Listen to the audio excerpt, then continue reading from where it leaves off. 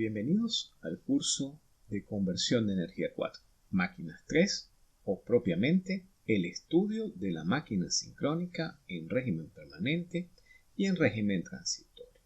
Entonces vamos a hablar un poco en qué es la máquina sincrónica, cómo opera y cómo está estructurado el curso de Conversión de Energía 4.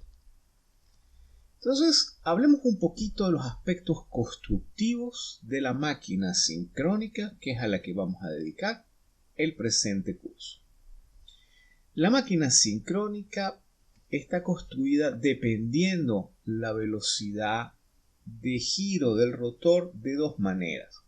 Puede ser de rotor liso cuando la máquina es de alta velocidad, es decir, que trabaja por encima de los 1800 RPM. El rotor tiende a ser cilíndrico y macizo, que es lo que se denomina rotor liso.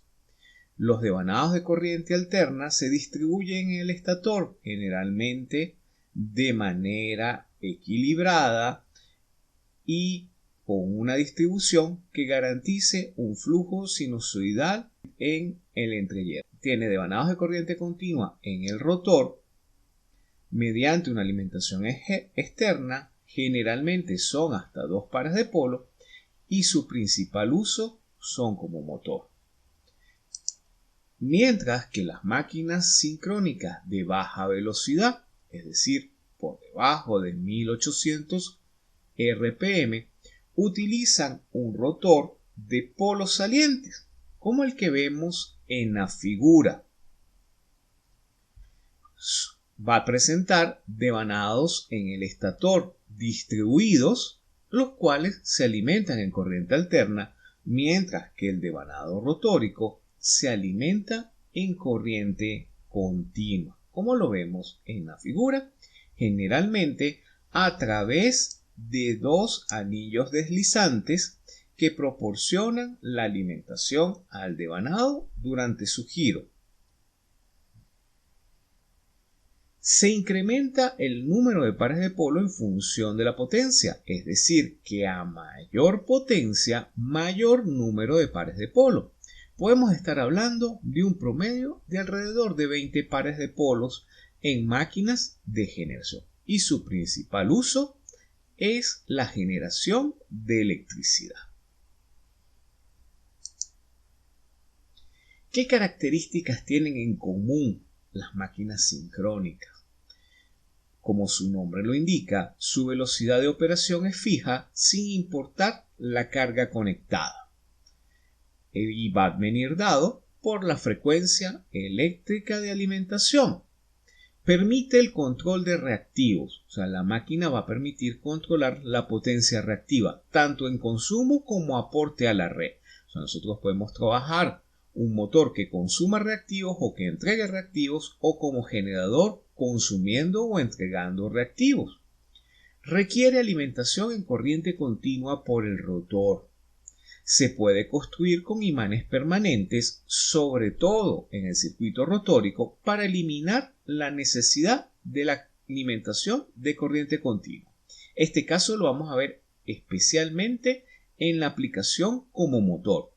Y son máquinas de alta eficiencia. Quizás son las máquinas rotativas más eficientes que hemos estudiado hasta ahora cuando las comparamos con la máquina de continua o con la máquina de inducción o asincrónica. Se clasifican de acuerdo a su tipo de rotor. Ya hemos hablado que dependiendo la velocidad de giro vamos a tener un tipo de rotor u otro. Vamos a ver más en detalle estos tipos de rotores. Entonces en esta lámina vemos el rotor liso, que es para alta velocidad, por encima de 1800 RPM. Vemos que es un rotor completamente macizo, cilíndrico, con ranuración helicoidal que permite la operación. En la figura también vemos los anillos deslizantes con los cuales hacemos la alimentación de corriente continua del rotor. Es común que estas máquinas presenten una máquina auxiliar o que es básicamente un generador de continuo para generar la corriente DC necesaria para la alimentación del circuito de campo. Generalmente esa máquina DC, como vemos en la figura, está acoplada directamente al eje de la máquina.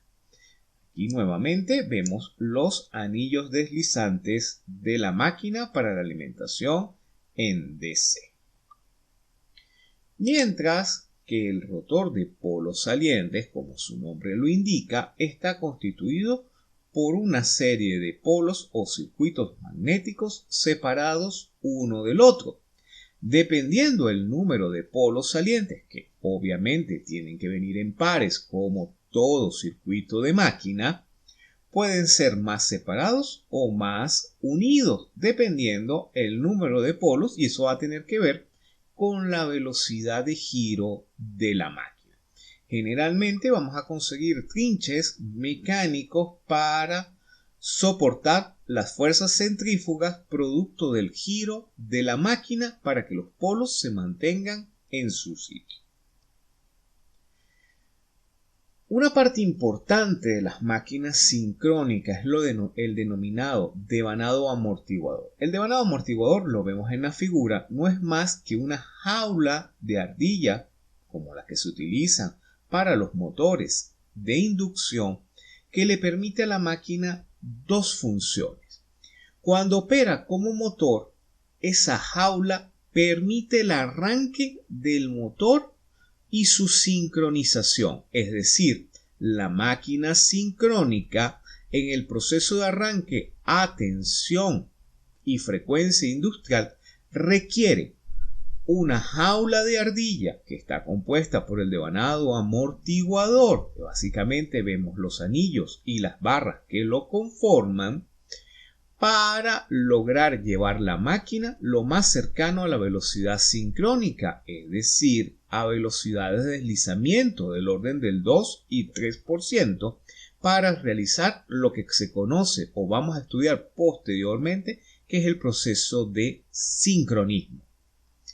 Desde el punto de vista del generador, esta jaula o devanado amortiguador permite reducir las oscilaciones de velocidad. Es lo que comúnmente en sistemas de potencia denominamos damping o factor de amortiguamiento de las oscilaciones. Y no es más que la resistencia de la jaula. Es decir, esta jaula me produce trabajo como motor o como generador dependiendo si estoy por debajo o por encima de la velocidad sincrónica. Recuerden que una jaula de ardilla trabajando a velocidad sincrónica no produce par. Para la alimentación de ese rotor que hemos hablado que trabaja en corriente continua, se utiliza un equipo que se denomina excitatriz y es la encargada de regular la tensión DC o la corriente DC introducida en el campo, que es la encargada de generar el campo magnético rotatorio que produce las tensiones en el estator. Entonces, generalmente, como ya habíamos comentado, esa alimentación se realiza a través de anillos deslizantes, es decir, tenemos un par de escobillas que producen la alimentación en el rotor que se encuentra girando. Generalmente al circuito que controla la alimentación lo denominamos ABR y es como ustedes lo van a estudiar en la asignatura de potencia 3 y es el encargado de regular esa tensión. Esa tensión de continua bien la puedo extraer de una toma de tensión alterna trifásico en bornes de la máquina y proceder a un proceso de rectificación que me permite pasar la alterna a continua y posteriormente regular la alimentación de la excitatriz. Hay otros circuitos que utilizan, como vimos en las láminas anteriores, generadores de corriente continua tipo amplidinas o generadores convencionales, o existen también ABRs o excitatrices estáticas que utilizan la electrónica de potencia para el control del circuito rotórico. Es interesante y los invito a revisar la normativa de excitatrices o los libros de estabilidad para ver los distintos tipos de excitatrices y sus esquemas de control que existen o están propuestos a nivel industrial y a nivel de la literatura. Las aplicaciones de la máquina sincrónica, como toda máquina, puede ser motor, como vemos en la figura. Generalmente el motor tiende a utilizar para generar el campo magnético en el rotor imanes permanentes, los cuales pueden ser superficiales o incrustados. En el caso del motor, esos imanes pueden estar en el estator o pueden estar en el rotor. O sea, no necesariamente, aunque lo más convencional es que las máquinas tengan los devanados trifásicos en el estator y el devanado de continuo en el rotor, algunas máquinas se construyen de manera inversa, es decir, en el rotor vamos a conseguir los devanados trifásicos y vamos a sacar la alimentación a través de 3 anillos deslizantes, mientras que en el estator se establece la corriente continua. El principio de funcionamiento es el mismo. Lo que están cambiando es el orden de dónde está cada bobina. Entonces, generalmente, eso hace que la puesta a tierra en un caso o en el otro del neutro esté en el estator o esté en el rotor. La otra gran aplicación y quizás la más utilizada es el generador. Aquí vemos una planta de generación con varios motores conectados a las diferentes turbinas que accionan la parte mecánica del generador. Entonces, ¿cómo podemos hacer ese accionamiento motriz de los generadores? Tenemos distintas maneras. Quizás las más utilizadas, y sobre todo aquí en Venezuela, es la generación a partir de circuitos térmicos, es decir, a través de una turbina de vapor, en el cual vamos a sobrecalentar vapor de agua y eso le vamos a extraer la energía a través de una turbina.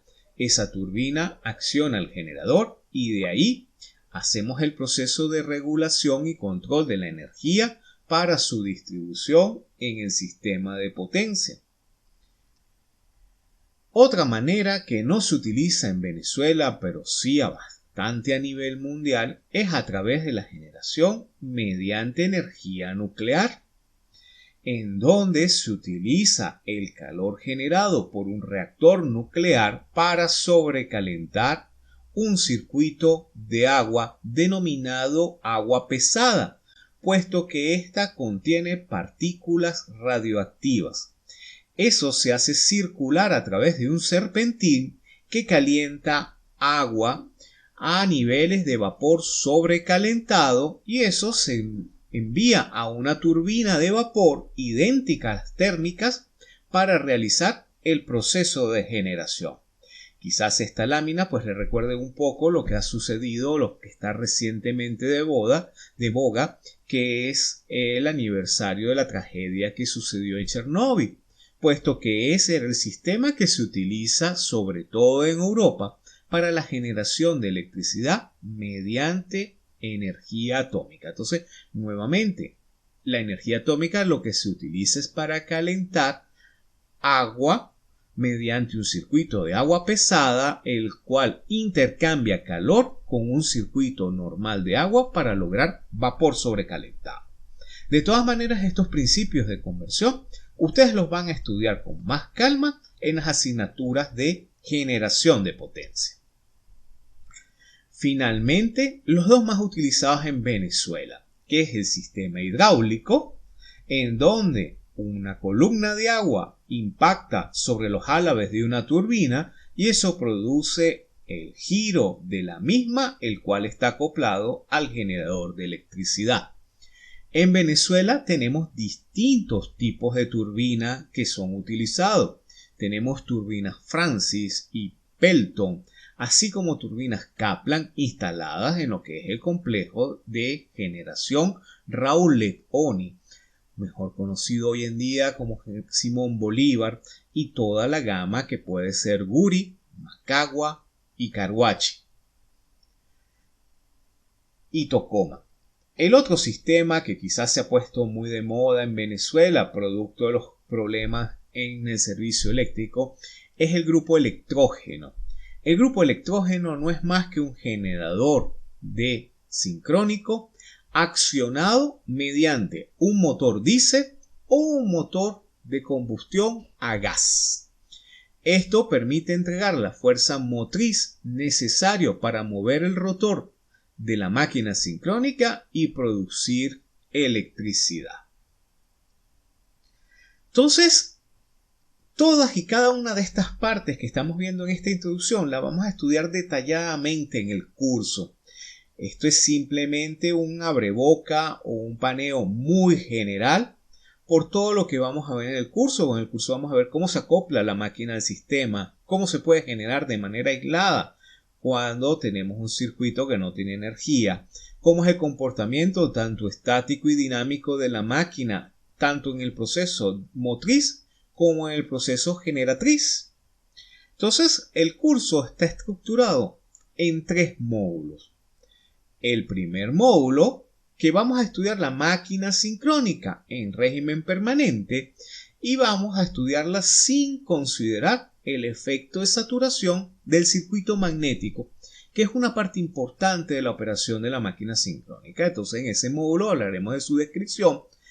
Hablaremos en vez del modelo, puesto que la máquina sincrónica no se realiza un modelo circuital como lo hemos visto hasta ahora, hablamos de lo que se conoce como el diagrama fasorial de la máquina sincrónica, que es lo que va a representar el modelo de la misma. Vamos a hablar su operación en régimen permanente y vamos a hablar de la aplicación de la máquina como motor, específicamente la máquina de imán permanente. En el segundo módulo vamos a hablar de la máquina en régimen permanente, pero ahora vamos a considerar la saturación del circuito magnético. Entonces vamos a ver su operación, cómo se determinan sus parámetros, qué son las curvas B que me permiten la modelación rápida de la máquina considerando la saturación. Si hacemos el símil con el curso pasado, es como el diagrama de círculo para determinar rápidamente la operación, sobre todo cuando hablábamos en los años 70, donde no había un poder de cómputo tan rápido como las calculadoras y las computadoras que hoy actualmente tenemos a disposición. Vamos a hablar de los accionamientos, tanto mecánicos como electrónicos del motor síncrono, al igual que de la máquina sincrónica, cómo se controla la velocidad y cómo se controla la excitatriz, ese ABR que estuvimos hablando. Y vamos a analizar cómo se modela la saturación y cómo se puede realizar el análisis de la máquina considerando la saturación y cómo se hacía en los años 70, lo que se conocía como el triángulo de Poitiers. Finalmente, en el tercer módulo, vamos a hablar del modelo transitorio. En esto nos vamos a meter en el problema de estabilidad o de generación aislada. Entonces vamos a hablar de lo que es el cortocircuito brusco y aproximado, de lo que es el sistema dimensional de la máquina, cómo llevar la máquina por unidad. Porque es que ahora tenemos un problema, tenemos 2 circuitos que conviven, un circuito de alterna y un circuito de continua. Entonces, ¿cómo vamos a definir las bases para el campo que tiene corriente continua y no corriente alterna y no maneja potencias similares al del circuito de alterna? Vamos a hablar del modelo de pequeña señal de la máquina sincrónica. Vamos a hablar del análisis aproximado, que es eso que ustedes han visto en potencia del modelo en régimen permanente, modelo transitorio, subtransitorio, cuándo se utiliza uno para los análisis, por ejemplo, de cortocircuito, cuál es el modelo que necesito aproximado para el análisis de estabilidad, cuál es el que se utiliza para el análisis de flujo de carga y finalmente acabaremos el curso hablando de los desequilibrios y de estabilidad en la máquina sincrónica. Es decir, como ustedes pueden ver, es un curso bastante denso de información que va a requerir un gran compromiso por ustedes para poder trabajar en una modalidad semipresencial o clase invertida, donde ustedes tienen que ver el conocimiento previo para entrar en clase a la discusión de casos prácticos y aplicaciones de la máquina sincrónica. Entonces los invito a este curso y esperemos que podamos disfrutar del mismo a lo largo de este periodo. Gracias.